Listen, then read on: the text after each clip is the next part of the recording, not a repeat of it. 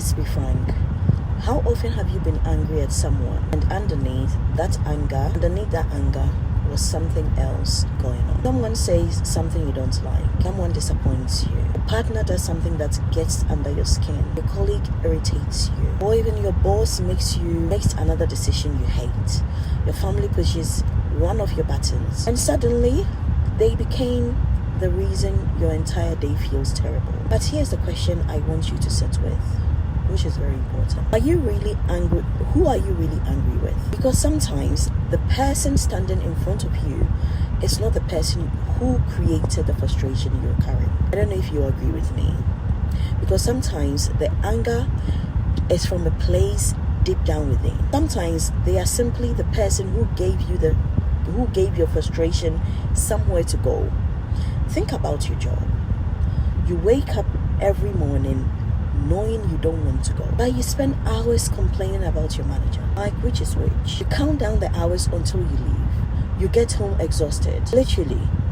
Then you spend the evening talking about how much you hate your job. So it doesn't end there. You go the following day and you do it all again. At some point, we have to ask ourselves an uncomfortable question. If you hate where you spend most of your waking hours, who is responsible for addressing that? And that's what most people seem not to do. Who has to address that? You, your manager, your colleagues, your employer, or you? This isn't about blaming yourself. That's not what I'm saying here. There's a difference between responsibility and blame. Blame asks, whose fault is this? Always trying to put it on somebody else.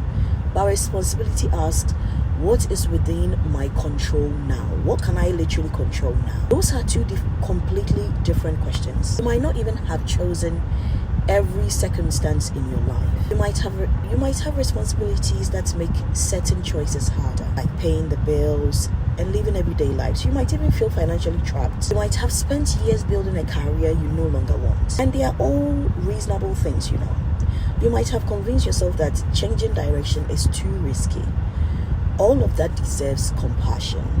Like, you can't just throw life's worth away. But compassion should not become an excuse to stop you questioning your life. Because sometimes we become so focused on the people frustrating us that we never stop to ask whether we are frustrated with the life we are living. And that question changes every single thing. Maybe your anger is not really about your colleague. Maybe your colleague is reminding you that you're unhappy at work. And these things transfer from your emotions to your face. Maybe your anger is not really about your partner. Maybe your relationship is forcing you to confront needs you have ignored. It's not just about work, even your relationship life. Maybe your anger is not really about your family. Maybe you are frustrated from constantly living according to expectations you never chose. And that's on them. Don't let it be about you. Maybe you're not angry because someone ruined your life. Maybe you are angry because somewhere along the way, you stopped asking yourself whether you still wanted the life you are building. This is a difficult thought, but it has to be addressed. Our difficult questions often deserve one more attention than comfortable questions. We spend so much time asking, why are they doing this to me? Why are they treating me like this? What is wrong with them? You know, why won't they change? Why do they keep treating me like this? And these are questions I used to ask myself. What if we occasionally asked, what is this situation showing me about myself? What am I actually tolerating? What am I avoiding? What have I been accepting because changing it feels frightening? What part of my life needs my attention? All these are valid questions we need to sit and ask ourselves. Those questions bring the conversation home. So you start to address it from within instead of from without. And sometimes home is where we have been avoiding looking. So I need you to just pause for a second. You can pause the video and come back and continue. Before you blame the next person for how you feel, I need you to stop. Take a breath. Let it go. Ask yourself, am I angry with this person? Or am I angry about what their presence is making me confront? That's the real question. Am I frustrated with them?